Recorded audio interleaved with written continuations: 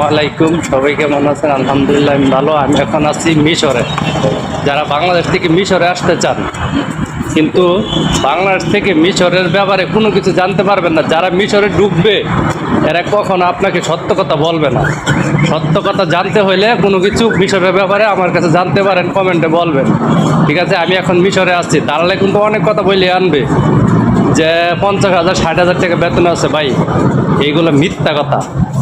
আসার আগে একবার হইলেও আমার কমেন্ট করে যাবেন কোন ব্যাপারে জানতে চান, কোন বিষয়ে। সব কিছু সঠিক তথ্য বলে দেবো, কারণ আমি যেমন আয়সা যেমন ফাঁদে পড়ছি, যেমন বেজালে পড়ছি, আপনারা যাতে এইরকম বেজালে কেউ না পারেন, ফাঁদও না পারেন, এই জন্য আসার আগে একবার হইলেও আমার কমেন্টে বলবেন কোন ব্যাপারে জানতে চান। সঠিক তথ্য। এই মিশরে শুধু গার্মেন্টস, কিন্তু অন্য কিছু নয়। আর গার্মেন্টসে কাজ করলে সব কাজ মানে যাই না পরে আসবেন, এছাড়া মিশরে আসবেন না।